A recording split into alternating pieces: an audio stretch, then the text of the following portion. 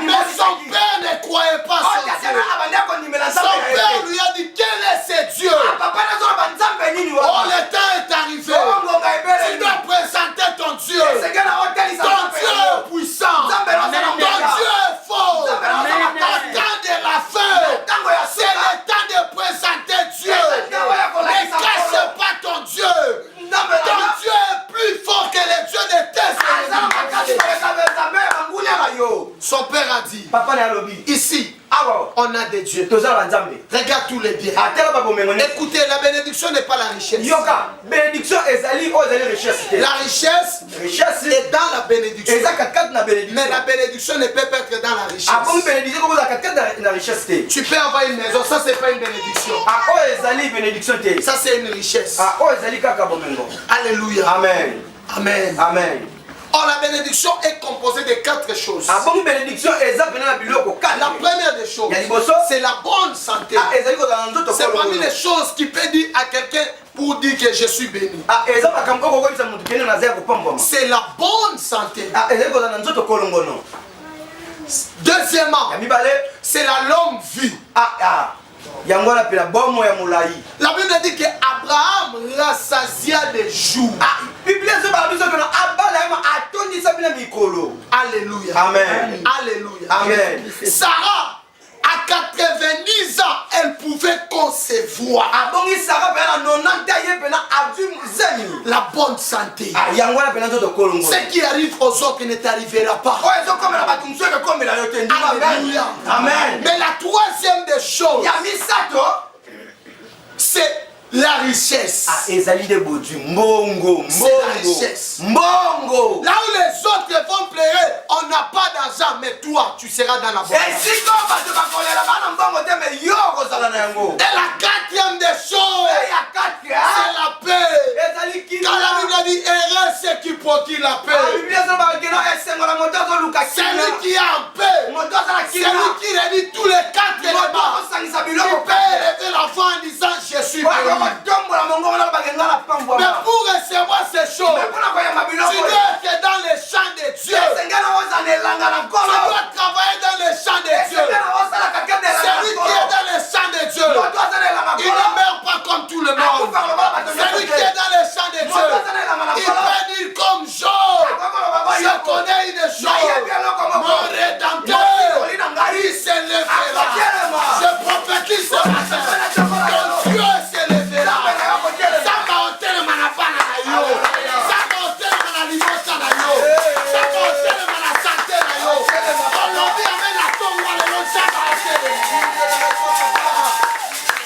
Acclame pour la vie.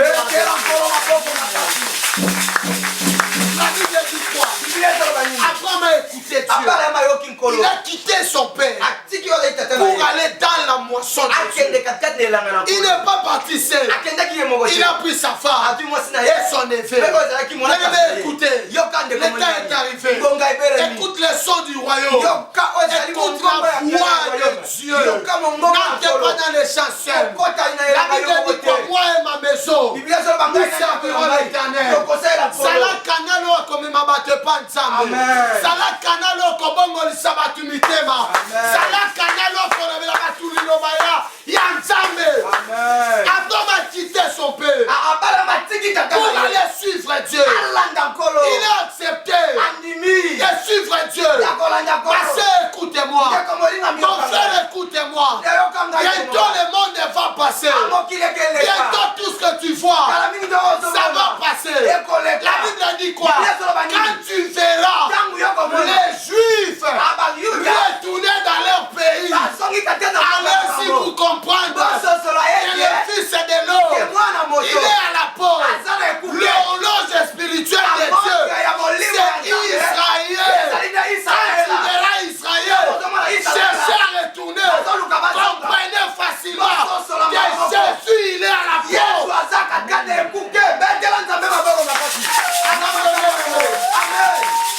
Abandonnez le monde. Abandonnez les mauvaises foi. La Bible dit le salaire du péché n'est pas l'argent. Le salaire du péché n'est pas le vécu. Le salaire du péché c'est l'amour. Apprenez à quitter comme Abraham a quitté. Et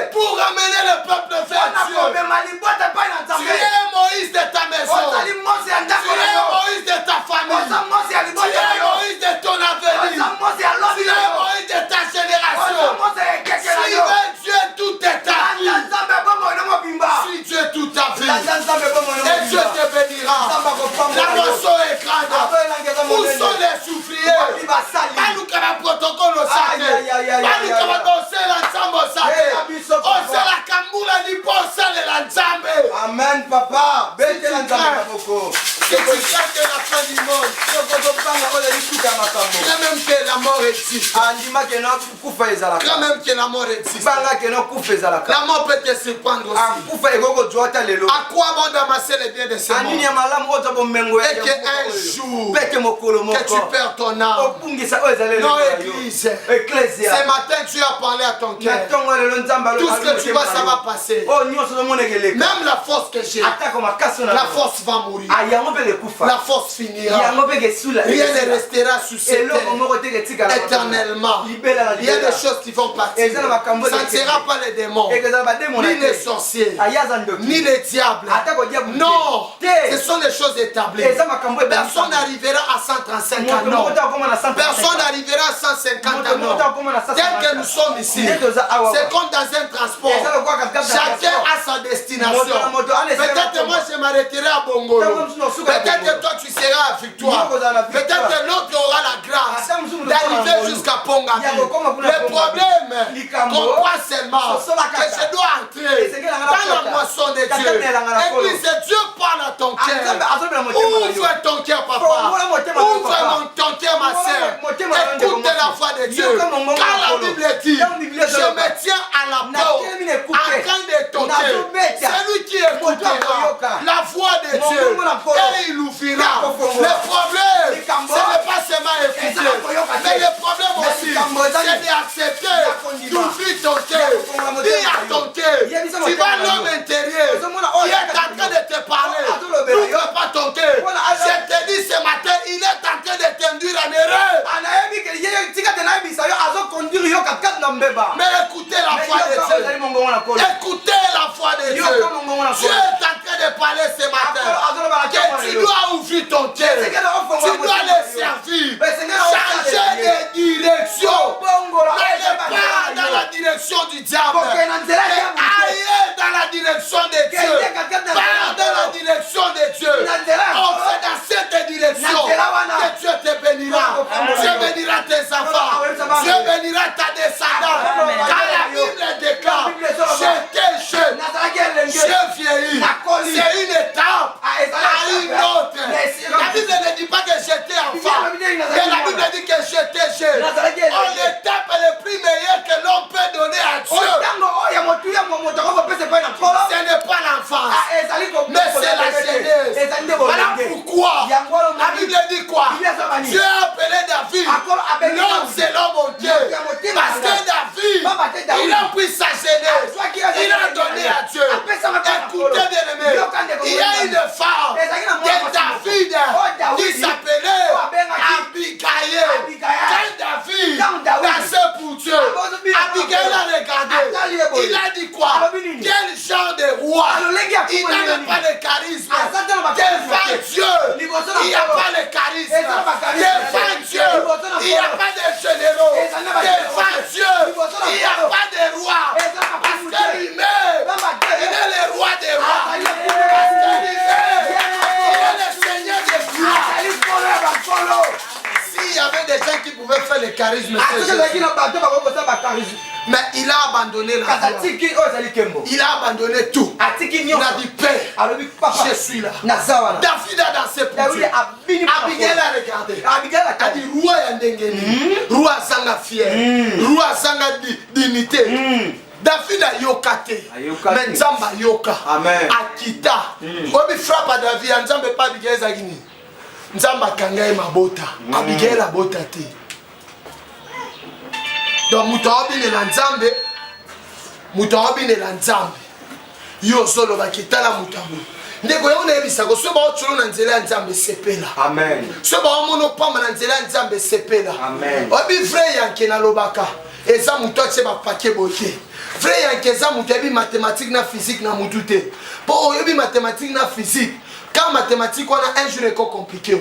Mais frère que ça muté bi ko chama bolongo na se na présence nzambe. Et ça muté bi ko se na nzambe pe ko simba nzambe. Ya on ne bisa yoko. Tala kota ne langa ya nzambe. nelanga ya nzambe nzambe abimiso molongi combien bakota nelanga nzambe sans ba diplôme combien bakota nelanga nzambe tata te mama te mais lelo nzambe atombola bango lisolo oyokaka nzambe atombolaka eza masapote je te dis vrai omoni ngai oyo na teme liboso na yo nabeti plus de 20 et quelques années papa te mama te mais tamsu na ana éducation makasi koleka ta mutu akona ndako ya tata mutu akona ndako ya mama mutu akosa yo te ngai nakobenga mokolo yo te je t'appelais bino vous. Pourquoi? J'ai été dans l'école de Dieu. J'ai été dans les champs de Dieu. Dieu m'a poussé. Dieu m'a façonné. Il m'a orienté. Et de plus en plus, je ne travaille pas dans une entreprise. Mais Dieu ne me manque pas de me donner la nourriture. Voilà pourquoi la Bible dit, j'étais jeune, j'ai vieilli. Je n'ai pas vu un juste abandonné. Si c'est dans les champs de Dieu, ça va aussi cailloter. Sambeli tonga lelo samba tika yo te papa akufa tika yo mais nzambe otosoteya yebisa fate lokota nelanga ya nzambe yebisa ozozela nini loba nini yango ezokosa yo yoka mongongo ya nzambe omoni nzoto oyo emba yo mokolo loba ekopola ata mobabi edendaka so basimba ngo lukuta ekota sa mabele ekopola ekoposo merci ata mokolo moko te yalobi papa yembi mponga ava na lola mponga ava na lola nava na lola te nava na Kintsuka numéro 10 nasima boye soki pepa na omona omeli mpe mai oui. La nature doit nous enseigner. Tu dois entrer dans les champs de Dieu. Apprends à m'accepter. Pourquoi toi tu refuses? Ma sœur, écoute la voix de Dieu. Aujourd'hui, Dieu était venu te parler. Pourquoi quand il arrive pour les choses de la prière, tu n'as plus le temps? Pour les choses de Dieu, tu n'as plus le temps. Tu as toujours des raisons. Les jours où Dieu dira un mot dans ta vie. Même par raison, ma programme Nyoswana et cause la suite. Alléluia. Amen. Alléluia. Jésus déconnectera nos côtés par raison. Amen. Pesa bomo ino Yesu. Abraham andima atika e bozui. So les akio la tika bora père na biso atika te. Na on dit tama. Mais Abraham andima atika. Amen. Elo ni nango ko tika te. Elo ni nango soko kabwana ngote. Te ndekolelo na kine biso vérité kabwane lokwana tika yango ataza ami chéri ataza eloko mona ke sa yango na obika te mais écoute la voix de Dieu yoka mongo mona kolo obi batu misuko tambe tamso permettre yoka kama te anelo tamso après le bikuno ozalate. Amen. Oui, Dieu est comme ça. Ne rejette pas ce qui va t'amener au salut. D'après tout, vanité des vanités. J'aimerais conclure ici. Job chapitre 7, qui peut nous lire vite, Francis Kaman. J'ai conclu ici. Job chapitre 7, le premier verset. Job chapitre 7, le premier verset. Tosuki awa. De les âmes qu'on a libosu. Paul Lobi ose soumakasa koya. Job chapitre 7. Yoka bien. Le sort de l'homme sur la terre est celui d'un soldat. Yoka mano ya mutu na se ya mabele eza lokola soldat. Et ces jours sont ceux d'un mercenaire. Mikolo ya mutu eza lokola mercenaire. Obi mercenaire. Ce batindi esika. Après ça que mikolo belete. Mais c'est que ça ka mission sani. Omoni via mutu. Eza lokola soldat. Soldat la pandai. Na okufa likolo ya drapeau. Na ozabomo inanga mbeka. Na komika bambeka. Et pas un Zambie. Vie au Nzamba au zéro yango. Batu lokola ba Paul, alors ba moi Paul, prisonnier de Jésus-Christ. Comment ils osent vivre? C'est comme si osana mutalande la côté. Mais osana Nzambe munene. Oya lande la kayo. Ndeko na ngai. Vie ya mutu na sena mabele o. Eza lokola soda. Soda na mona tiki mwasi na mbeka tiki bana. Ake goma. Tamsu koke libela kanzonga suti. Ya mona ba musulman. Bazwa eloko makasi azuba ba explosif alati mwasi ndena oke osa makomi ya ala akena alimentation pou na ya ala via mutu eza lokola mercenaire oyaki na mokili na mission oyaki na mokili te mpo vivre ndie moto okufa te okomo vivre eza kobota te eza kotonga mapangu te wana eza les restes oyo tobengi matabisi. Mais premièrement tu dois chercher le royaume de Dieu. Premièrement tu dois te positionner na jouer l'équipe nationale. Zambe poste na ngeza nini ibenga o préparer to beta kan Égypte bola c'est obeta na 11 oyo obeta bo somi tuna na en équipe nzambe poste na ezani o comment jouer à zanga poste te l'équipe nzambe vétéran za la kate l'équipe nzambe ancien joueur passe à la kate lelo papa nkela na oke na ba 90 ans mais nkela na tia kasango malam ba mama boni nebi mama moko na église muninga moko apôtre Ido. Maman n'a mon akate, mais à modérer. Ah, 69 ans. Yaye zakate bot. Bundila. Bundila, mulimu, ekita. Metala yo. Yazomona. Yozomona. Nzamba sala kiele la pimele misu. Yana handicapé moko héros, ana poso ya prière. Mais piné à vélo na et toboki. Obi douleur et matai. Metala ba vélo, ba piné nzamba pesali. Pani ponge comme memo boy. Pani comme sosolate que nzamba na posa na yo. Soza muto akufa mbelelo te tolo bana vérité pour comprendre que quand on ozana nzamba na posa na musala na yo. Yo resi kitoko nzamba pe seze apamba. Ba tu lokola ba Esther, ba sofaka pour la kitoko. Yo tsa kitoko noni. Eh mwana mama tikana te tuka oui te tuka. Mukonzamba a décidé et te tuka sute aokango. Amen. L'intelligence que Dieu t'a donnée, c'est pour un but. Tu dois les servir. Dans la relation, on influence bango na nzelani. Nabi papa moko utala na sekoto. Agenda kobeta jeu de 6 dames. Côté a na basalampas na bandal ko. Akota ka 8h, papa na 20h. Yo Nyama, yo, nyam, do ya kuma kam ayo na banjam. So eloko na eyati na ndakuna. So mona salere yo nyama. Tala biloko so influencer ngo, biloko so so kuna. Ole o tele melango o so so kuna. Ya, so moi ne pe mkomsusu. Moi yele kaselo wabi yo nyama. Donc tala biloko ba omema. Non, sors dans ces choses. Sur la Bible dit, tu es la lumière. Tu dois éclairer. Là où il n'y a pas la vie, tu dois donner la vie. Là où il n'y a pas l'espoir, tu dois donner l'espérance. La Bible dit dans le livre de Job, chapitre 14, le 7e verset. Qu'est-ce que la Bible dit? Même un arbre a de l'espérance. Même un arbre. Yaya nzete ya elika. Okati elika nezani un jour na kobota. Soki nzete ya elika ebongo yo mutu. Ma sœur, que Dieu bénisse. Que Dieu donne la force. Que tu ne sois pas le même. Que tu te mets dans le champ de Dieu. Et que tu acceptes de quitter la maison de ton père. Tu connais la maison de ton père, c'est le péché. C'est la vie que Dieu déteste. C'est la vie que Dieu n'aime pas. Tu mens comme tu respires. Tu te crois chef. Il y avait un jour, il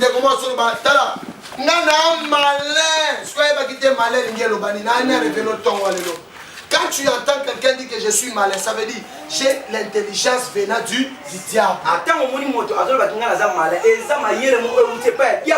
Dieu ne peut pas te donner la malignité. Dieu te donne la sagesse et l'intelligence. C'est ce qu'il a donné à Salomon.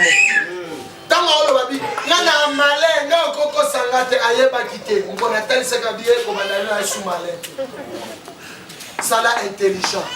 Renouveler la molimo ya nzambe. Samba tambusa yo. Debi te tambusa to koya ebele boy. Mais samba na posa le la ka mutu moko. Mutu moko. Mutu wana tambusa esayo. Mutu wana esayo. Na sambe nzamba simba motema. Amen. Nzamba sali la yo bolam. Amen. Mikoloneza na kotambola longo na nzambe. Amen. Nzambe pa na zui combien? Combien des années yo sali nzambe?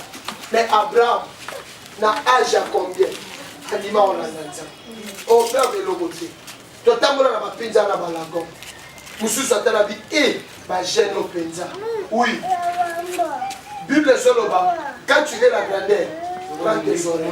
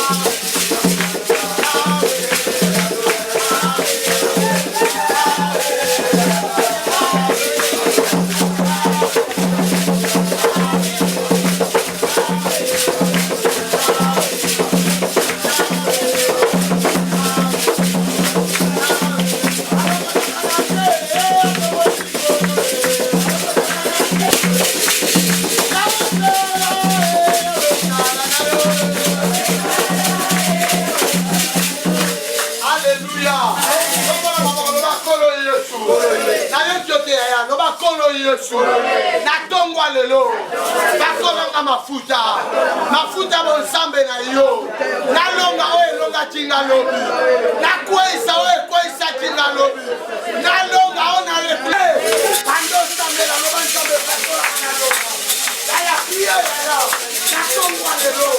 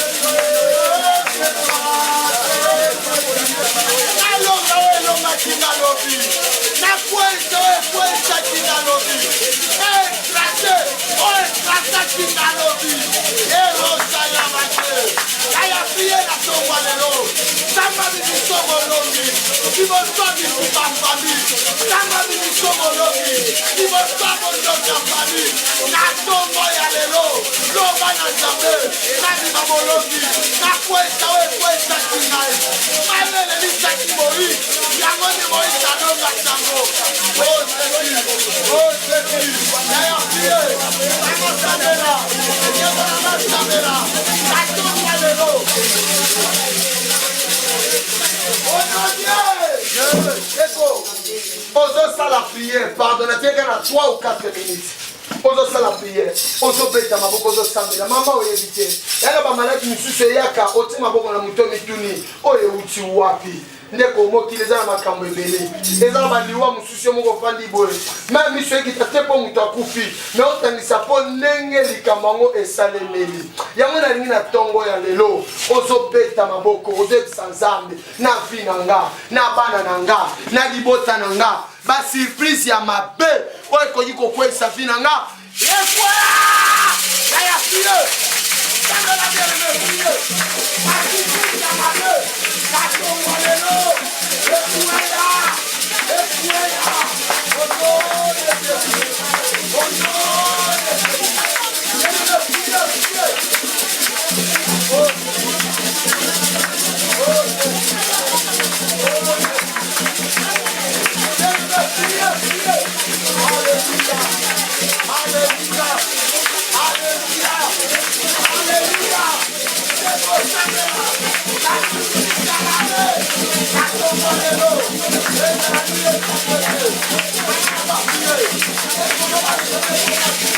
Hallelujah.